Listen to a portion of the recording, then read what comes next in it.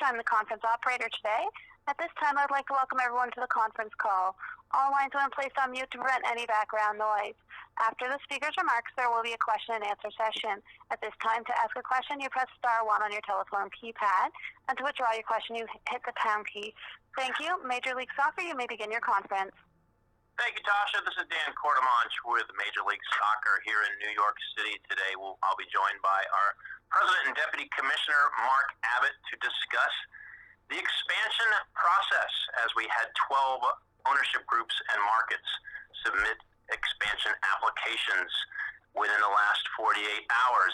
As Tasha mentioned, journalists, if you would like to ask questions, you can hit *1 and you will be put into the queue. Following my remarks, I'll turn it over to Mark Abbott. He'll have some remarks, and then we'll open it up to a Q&A. One thing I would ask, since the focus is expansion here today, we would like to keep the questions focused on expansion. If any of the journalists on the call have questions that are not expansion related, we would be happy to discuss those with you offline. We have more than 100 folks on the call with us right now, and we appreciate you joining us today. So with that, I'm going to turn it over to our President and Deputy Commissioner, Mark Abbott. Thank you, Dan, and thank you, everybody, for joining us this afternoon. As Dan said, on Monday and Tuesday, we received applications from 12 ownership groups and markets seeking to be one of the next 4 MLS expansion clubs. I'd like to begin by thanking each of the ownership groups, the markets, the civic and community leaders and political leaders in those markets who provided their support in the applications, and the fans in each of those markets who have been letting us know how excited they are about the possibility of Major League Soccer coming to their market in the future. I've been very fortunate. I've been involved with the league since its inception. As you know, we had 10 teams when we launched the league in 1996, and to be able to see on a single day 12 markets submit applications with the strength of ownership groups and quality of stadium plans that we saw is really something that's quite amazing, and I think it's a tremendously strong statement about the growth of the sport and the league in the United States and Canada, and the continuing growth of the interest in us. And again, we appreciate all of the work that went into the various applications that we have received. Over the next few weeks, the league office will be reviewing in detail the applications and following up with various markets with additional questions that we have or information that we may be seeking. And then we will be reviewing the applications with the expansion committee, which is comprised of a number of owners from our board of governors, and we'll be doing that in the coming months. As we previously announced, it is our plan to announce the selections of clubs 25 and 26 prior to the end of the year, and we are targeting those clubs beginning play in the 2020 season. We have not yet established a timetable for the selection of clubs 27 and 28. We'll make that decision after we've selected clubs 25 and 26. As you know, we received the applications yesterday, and so we're going to open it up to questions that you may have, and I would imagine that most of the questions will be about a particular market, perhaps the market that you're in. We're happy to answer those questions to the best of our ability. We haven't had a chance yet to review every application, so there may be details that we can't address yet.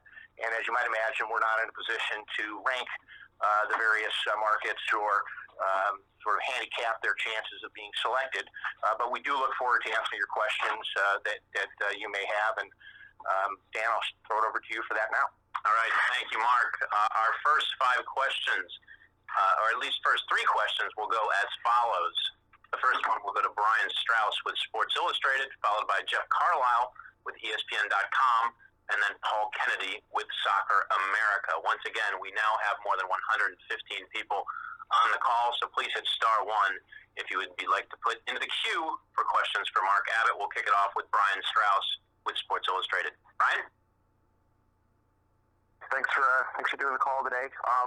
Mark, I was curious if you could explain why Sacramento's bid was submitted independently of any Republic branding or any of the officials who are sort of well known and attached to Sacramento Republic, and secondly, there seems to be some mayhem or some miscommunication. The club wasn't aware of the bid being put in without them being affiliated. The fans are confused. Does any of this kind of brouhaha kind of influence the league's opinion of the bid or of the level of organization that they have as they pursue a team? Thanks.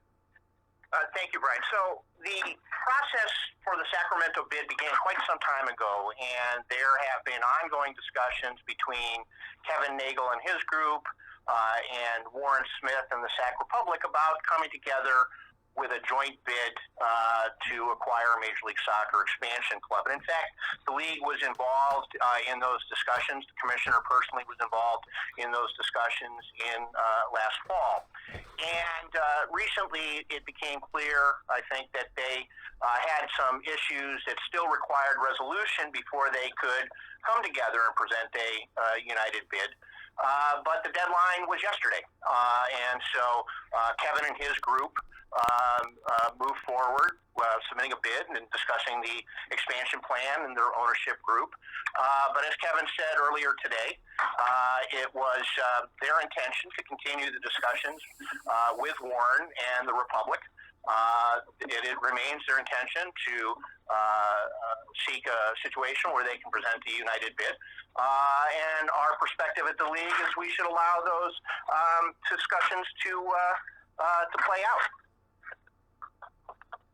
Yeah, there seems to be a lot of miscommunication, and I just don't know if that's a good look. Does that concern you at all? I can't comment on whether there was miscommunication or not. I think that it was very clear that the deadline was yesterday, and I think it was clear that Kevin and his group were going to submit an application on behalf of Sacramento. They put a lot of work into a stadium site and a stadium plan and securing the approvals for the stadium and assembling an ownership group. And so I don't think that, and the mayor actually gave a video in support, which I watched. So I think it would be hard to say there was miscommunication about the fact that Sacramento was filing an expansion application yesterday.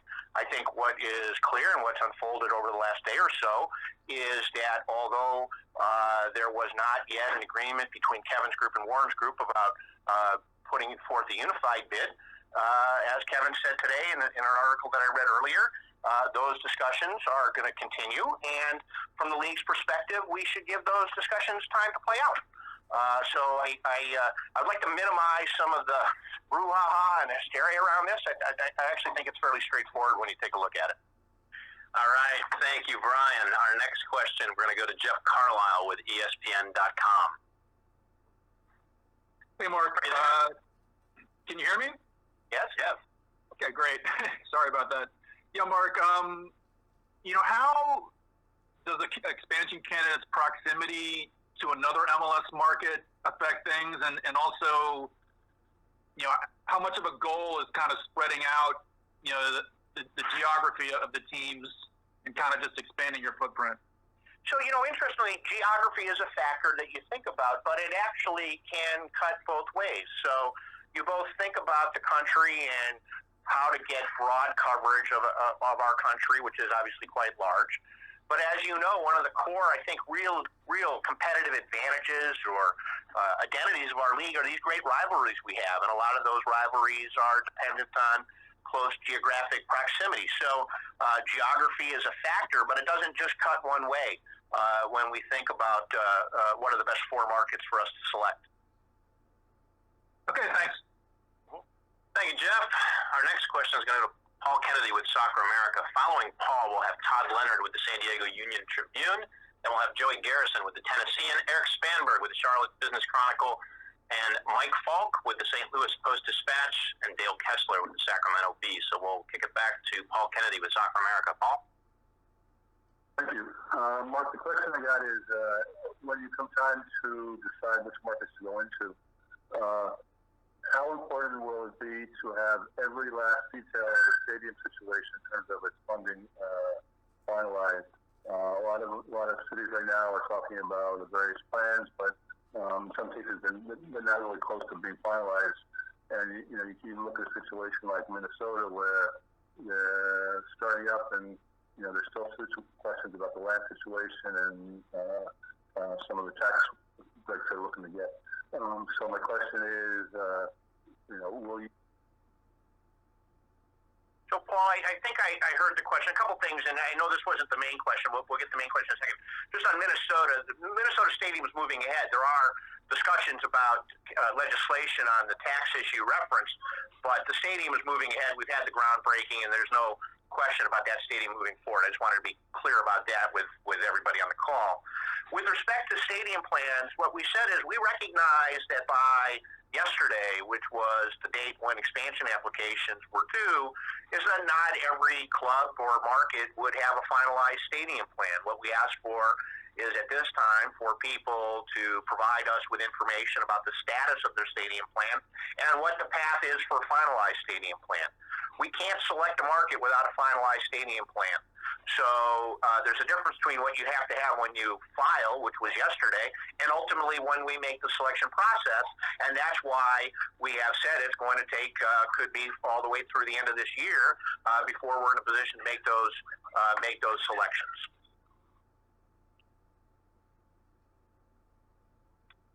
All right. Thank you, Paul. Moving forward, we'll turn it over to Todd Leonard out in San Diego. Todd, are you there? I am. Thanks, guys, for doing this. Appreciate it. Mark, I wanted to ask you a couple things just as they relate to the last couple of days. Even since Commissioner Garber was here earlier in the week, there's now preliminary talk of the Raiders possibly coming to San Diego. Would an NFL team coming back to San Diego quickly have any impact on MLS's interest here? And my other question is, do you guys see a ceiling for a stadium size here? Is there a maximum stadium size that you guys would be comfortable with? Thank you. Let me take the last one first. I think that's probably aimed. I don't know if the question's related to the discussion potentially with San Diego State about sharing a stadium, but we don't have in the abstract a stadium size, but each community has a stadium size that will work both for the MLS team and that community. And there are ways that you can build stadiums that have different capacities that still work for MLS. So what's key to us is that we're able to get a stadium plan and project there with a capacity that creates the right kind of environment for our fans. So there's no abstract or random stadium size. There would be a specific plan that we would have to evaluate in San Diego. With respect to the Raiders, I had not yet heard about that. Our focus remains on the stadium plan that was discussed when the commissioner was in San Diego on Monday, and we continue to believe that that's a compelling idea. And just one follow-up to that. When you look at the proposed stadiums for most of these expansion teams, they're mostly in the low 20,000s in that ballpark. Would you guys be comfortable with 30,000 at least? Well, we have the Home Depot Center, the StubHub Center is at 27,000 seats, and so and Orlando's around 27,000 seats also. So I think it's not the total size that's the issue. It is making sure that the design is one such that we create the right type of environment for a Major League Soccer team. Thank you, Todd. We're going to move forward, and we have Joey Garrison down in Nashville with the Tennessean. Joey? Yeah, hey, Mark, can you talk about yesterday's meeting with Nashville's ownership group of Bill Haggerty and John Ingram, as well as Mayor Megan Barry?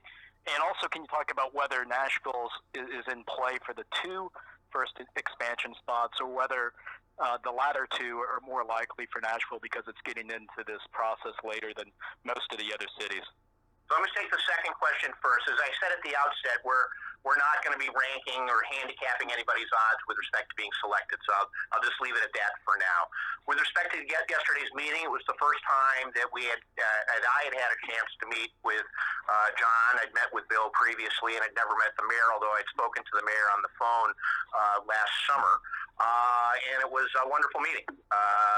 The mayor expressed the support of the city behind the application, and John expressed his enthusiasm about being involved in trying to bring a Major League Soccer team to Nashville. So I thought it was a very positive initial meeting.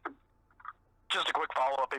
What is Nashville going to have to show in the coming months here in order to get a bid, or be awarded a bid?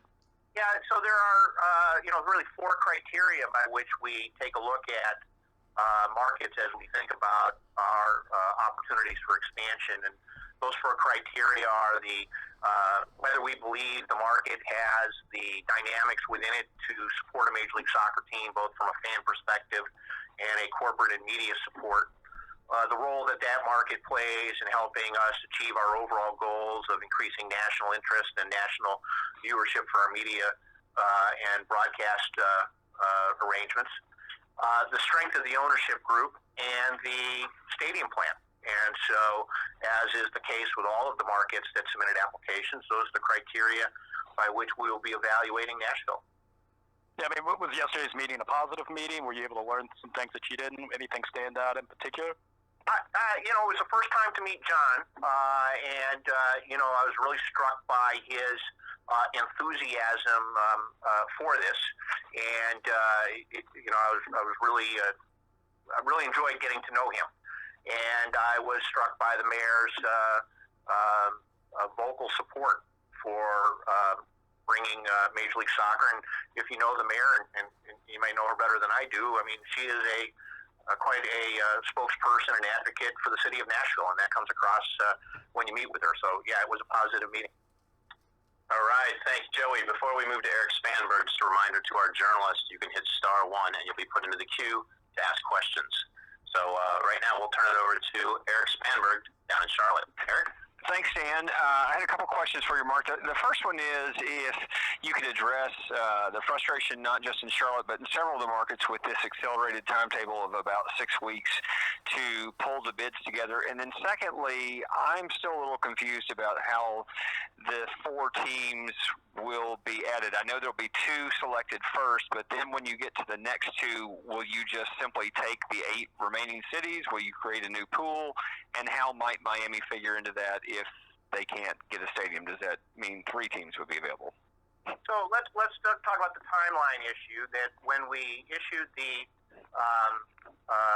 applications in December, that wasn't the first time that we had been talking to any of these markets, and in some cases, those discussions have been taking place literally over the course of years, and in some cases, multiple months. And so it wasn't the beginning of a process, it was the start of the next phase of a process.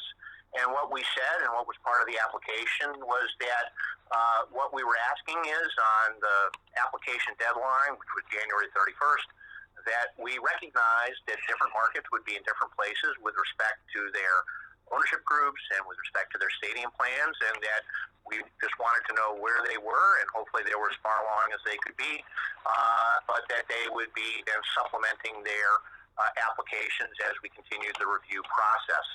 With respect to Charlotte, we did see some concern about the role that the deadline was playing, and that some concern as to whether it was impacting the deliberations. And so we had a conversation with Marcus Smith, and Marcus decided to move ahead with the application, remove the deadline as an issue, and to say to the city that they're prepared to submit the application to continue the discussions with the city. So I know there was discussion around the deadline, but in the end, it really didn't play a role in anybody's determination as to whether to move or not move forward.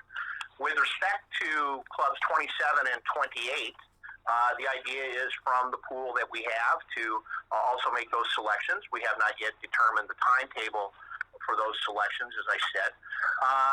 And undoubtedly, information in those markets will develop over the course of that time. And so I would imagine, as the case with all the applications, they'll supplement it with additional information.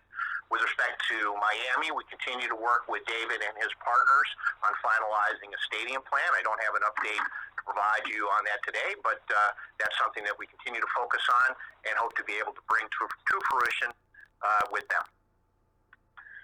Right. Thank you, Eric. Our next question will go to Mike Falk in St. Louis with the Post-Dispatch. Mike? Hi, thanks, guys. I have two questions. One is just on the timeline for announcing the next two teams. I last heard that was going to be sometime in the second or third quarter of this year, which I interpret as between April and the end of September. Is there a more specific goal now at this point? And my second question is about in St. Louis, the legislation for funding a stadium has been held up a few times, I'm sure you're aware, and there were some questions about whether they could delay this to an August election for voting on public funding, and basically city officials and investors came back and said that that would be too late to hold an election, with the implied message being that MLS said that would be too late to hold an election. And so I'm curious for some insight on that as well. Well, in our discussions with the ownership group and with public officials, it was and it remains our understanding that in order for the stadium to remain, the project and process to remain on a timetable to allow them to hit the 2020 opening, that the April ballot is the ballot that they would need to hit. And so we remain supportive of that, and I don't think anything's changed with respect to that. Okay, and what about the time frame for picking one of these next two teams? You know, what we've said is by the end of the year, and it could be earlier. You know, a lot of it has to do with the stadium plans and the timetables for those stadium plans. And so what we wanted to indicate is that we have targeted these clubs to begin playing 2020. It could be as long as the end of the year for us to be able to finalize those plans, but it could be sooner. And, you know, we learned a lot yesterday with the initial information that we received, and we'll be learning more in the coming months as we continue to work with the various groups and communities. All right, thank you. Thank you. Thank you, Mike. Before we go to Dale Kessler out in Sacramento, the next five after Dale will be Brandon Folsom with the Detroit Free Press. Then we have Derek Shark with the Tampa Bay Dimes, Matthew Glentz with the Indianapolis Star, and Steve Watkins in Cincinnati with the Cincinnati Business Chronicle, I believe. Might be Journal. My apologies. We'll kick it back over to Dale Kessler with the Sacramento Bee. Dale? Hi, thank you very much. Mark, I know you said a few minutes ago you'd like to minimize the brouhaha and hysteria surrounding the Sacramento situation, but this does seem like a pretty big deal. My question is, how essential is Sacramento Republic, the brand and everything that goes with that, to Sacramento's bid? Can Sacramento be awarded a franchise without Sac Republic and then form a new brand? The answer is that the groups will, at least from Kevin's perspective, continue to want to be in negotiations about presenting a unified front, and that is their ideal situation. And so from the league's perspective, I think the best thing to do right now is to allow that process and those discussions to continue. And I think that's what's going to happen. I mean, it sounds like it's got to be damaging to the Sacramento bid, having this hanging out there. Well, I guess, you know, what I would say is that the people in Sacramento believe that presenting a unified front is the best way to proceed. And I think the people of Sacramento, as I understand it, want to continue those discussions to see if they can achieve that. And we, the league, think we should continue to allow that process to take place. All right. Thank you, Dale. Thank you. We're going to continue with our questions. We'll have Brandon Folsom with the Detroit Free Press. Brandon? Hello. So with Detroit, they're currently in limbo with the city and the county over their site that they've put on their application.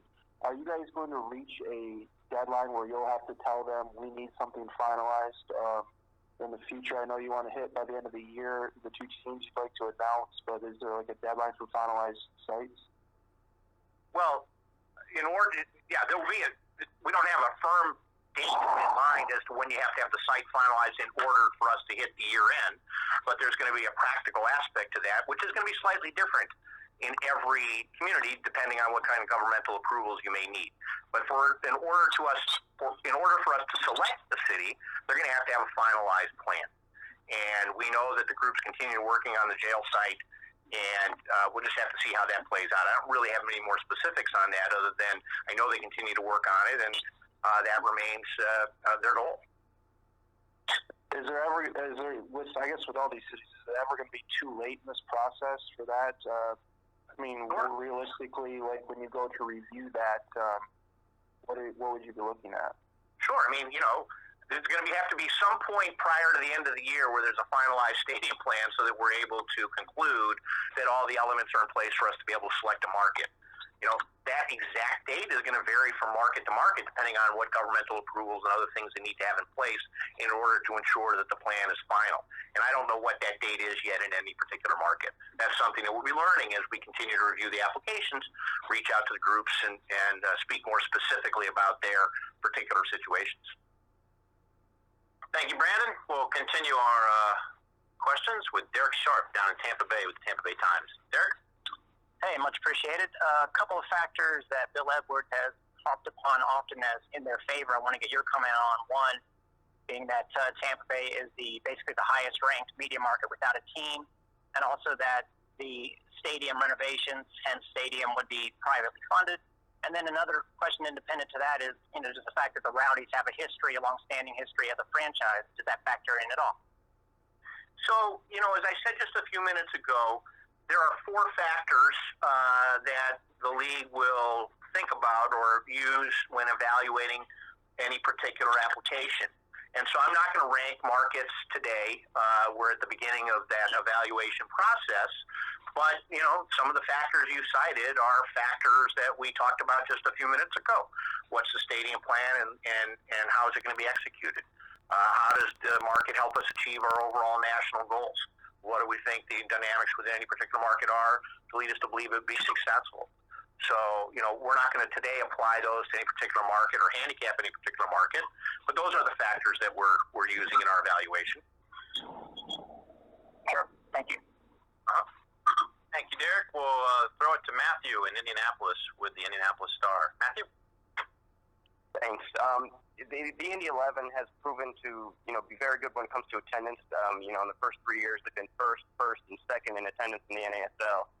But they've had struggles with financing of a stadium in 2015 and went to the state legislature and got kicked out.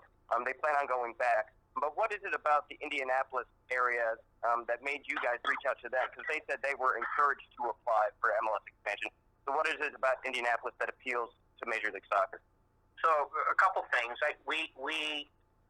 While we were supportive of their desire to apply, we didn't go to any market and encourage them to apply. This was a process by which people have been aware that we are going to expand, and they have approached us. And so I don't want to get caught up in semantics here, but we were open to the application from Indy 11.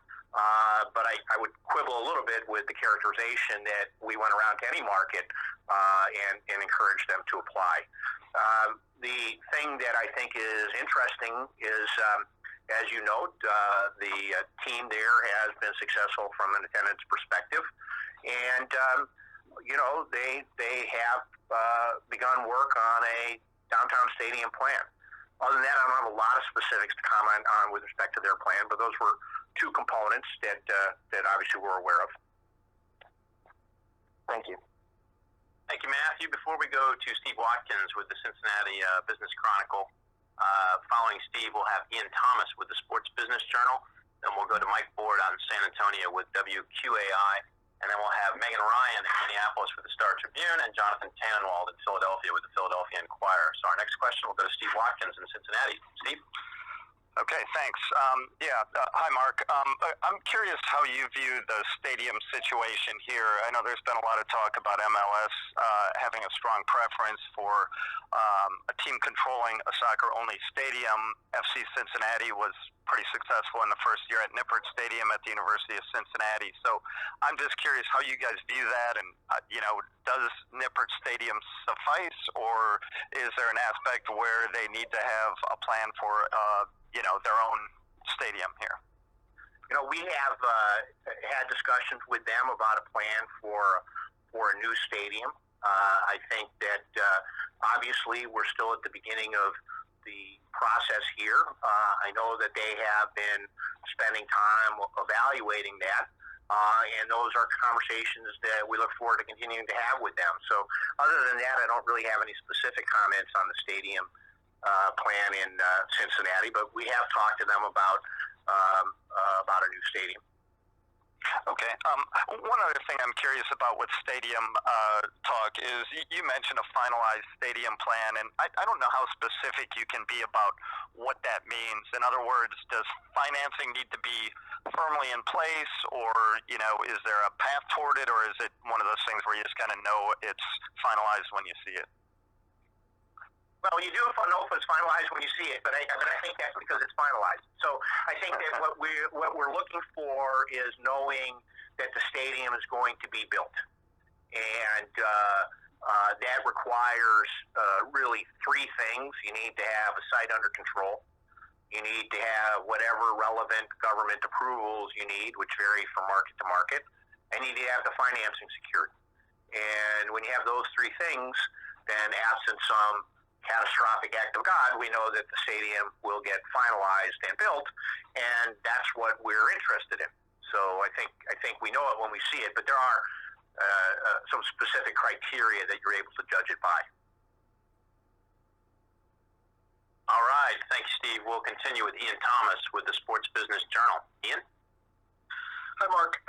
As it relates to the groups that submit applications that are not immediately connected to an existing team in their marketplace, have you had any discussions with those groups regarding the support of a team or the launch of a team, especially as those two other teams look to be post-2020 or further at this point?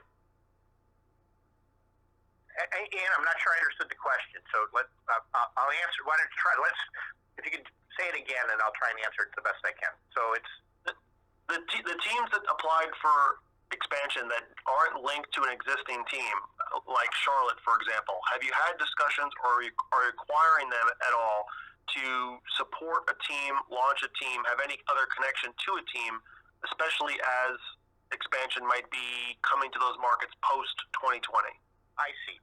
Okay, so what we talk to people who are interested in expanding into Major League Soccer is that there are opportunities at other levels of professional soccer in the United States, and those are things they may want to get involved with, which are great for their community and great for the sport. It's not a requirement. As you know, we have had owners involved with other teams, and we've had owners that aren't. So not a requirement, but those can be worthwhile investments and activities for potential owners to undertake. So it really is a market-by-market determination, and it's a ownership-by-ownership determination. Sure. Thank you. Mm-hmm. Thank you, Ian. We'll continue with Mike Borda in San Antonio with WQAI. Mike? That's close enough, WOAI, but that's it really doesn't. Don't worry about it. It's semantics. We'll blame it on the conference call operator. No, don't worry about it. It's fine. I've been called worse. As long as I get to ask a question, you can call me whatever you want. I just, this is a chance where I just get to ask the general question about San Antonio's bid. If you could give us your impression about San Antonio's bid, how you felt about it, how you felt about the regionality of San Antonio's bid and the pursuit of the franchise. Well, I'll begin by saying that we have a lot of respect for the Spurs organization, and I think it really speaks a lot about the state of the sport in this country that they got involved with the USL, they're involved with the stadium for that team there, and that they're interested in Major League Soccer. So, I think that's a real positive with respect to generally about the sport, that an organization that has been as successful as them is interested in pursuing Major League Soccer. And so I don't have much more detail than that, but I think that was something that I certainly caught our interest. If I could ask one follow-up question about fan involvement in this, how important you guys look at fan involvement, things like postings on social media, things like that. If it's a close bid between two different cities for a team, could fan involvement, could posting on social media, could buzz amongst fans tip it in one city's direction or not?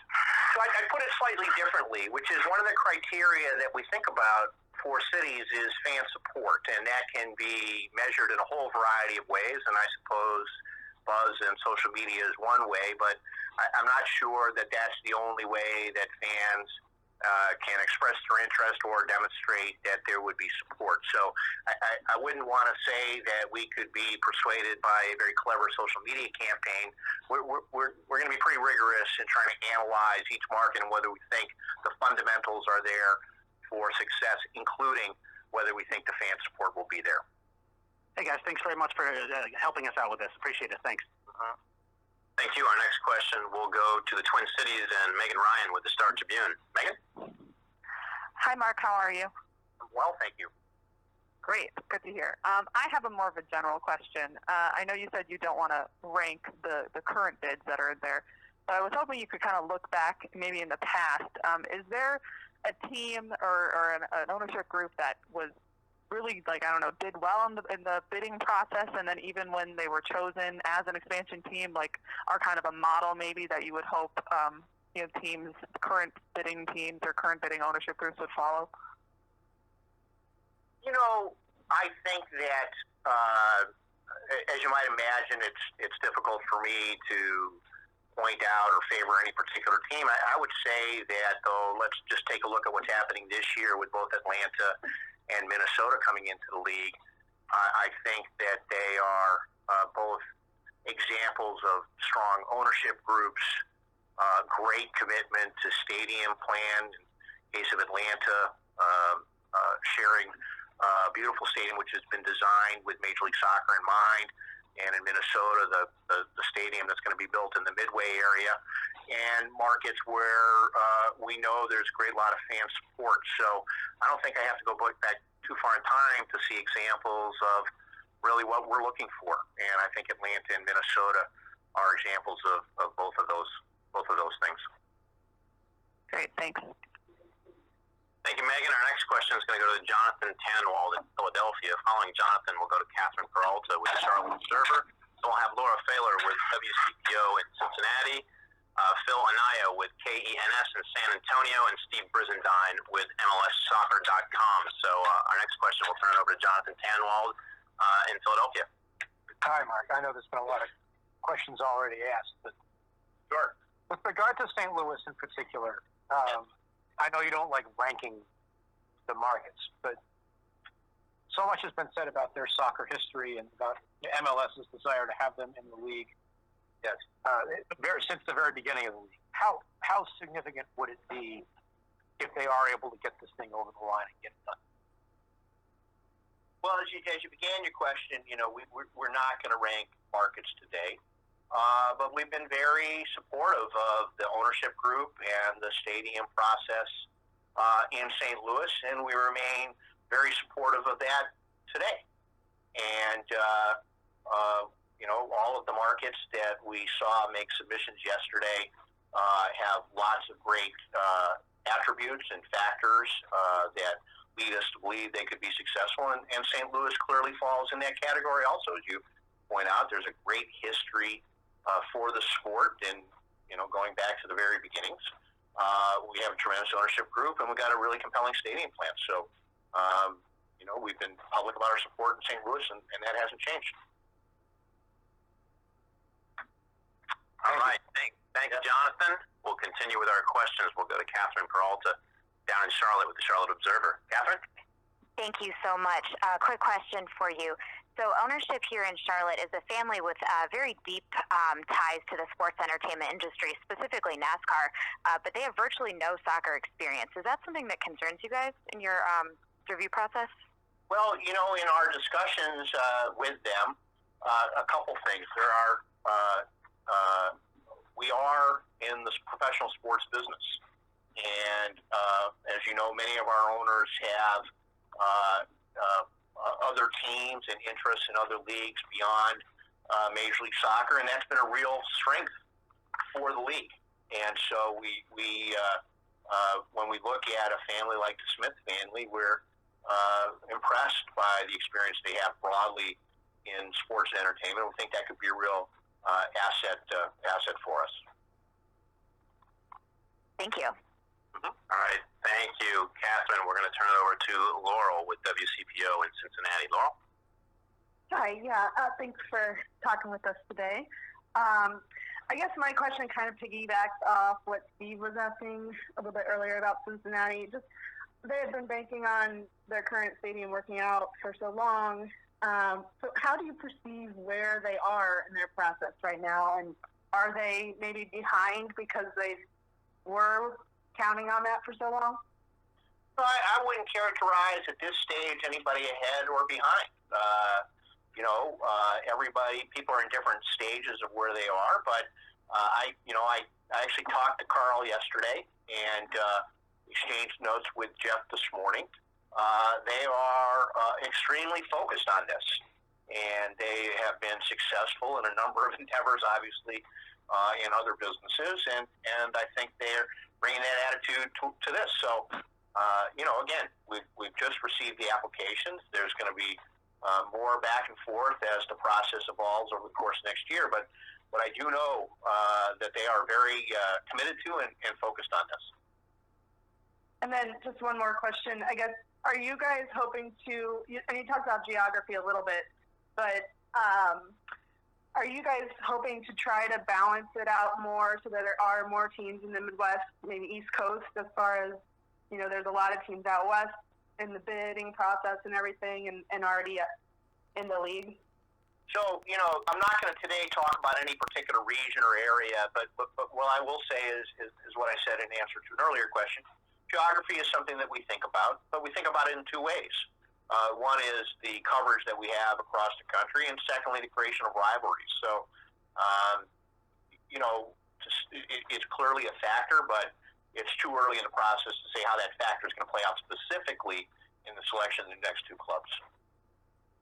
All right, thank you, Laurel. We'll go to Phil with KNS in San Antonio with the next question. Phil? Hey, guys, thanks for taking my call. I want to ask you, we've heard a lot of interest from Austin, but obviously no bid. Considering the two cities are about an hour apart, and we know Austinites travel to Spurs games, how much will you be looking at Austin as part of the San Antonio market and all of South Texas for that matter? I think we're really at the beginning of understanding the market and how the two markets could interact. So I don't have enough information to have a view on that yet today. I imagine that's something as we continue the process with the Spurs, it's something that we'll learn more about. Let me ask a follow-up question, if you don't mind. At this point, the applications are in, but what else would you like to see from San Antonio in the coming weeks and months? Well, it's the same with all of the applications. There's going to be a series of follow-up questions that we have after we review them as to how specifically the process for finalizing a stadium plan will work. We're going to have questions about what their business plan is. This is true of every market. Every market's going to have the same set of questions. The details may be different from market to market, and how far progressed they are on each of those issues may be different from market to market. But, the general categories of questions are going to be the same. And, we'll be asking about the stadium plan and their business plan to make it successful. All right, thank you. We're going to go to our next question, which is Steve Brizendine with MLSsoccer.com. Steve? Mark, without, again, ranking the bids, is there a possibility of a plug-and-play, I don't want to say line jumping, but maybe that's the right phrase, club that could join the league sooner rather than later if Miami cannot get a deal together? That's not something that we're looking on now. We're focused on finalizing the stadium deal in Miami and looking at clubs 25 to 28 through the process that we had the applications come in for yesterday. Follow-up, is there a hard and fast deadline by which you're going to look and say, look, we have to even out the number of teams coming in? Or will you just say, hey, if we have to push it back to 3 for the next round, we push it back to 3 for the next round? No, the role of the expansion process is something, and the timetable for the expansion process impacts how we're thinking about the timetable for Miami, but we haven't yet developed the specifics of how that would work. All right. Thank you, Steve. And I'd like to thank all of our journalists for participating on today's MLS Media teleconference call. We look forward to seeing you at the start of the season and during preseason. Once again, MLS season kicks off March 3rd. Minnesota United at Portland Timbers with the opening game. Thank you very much.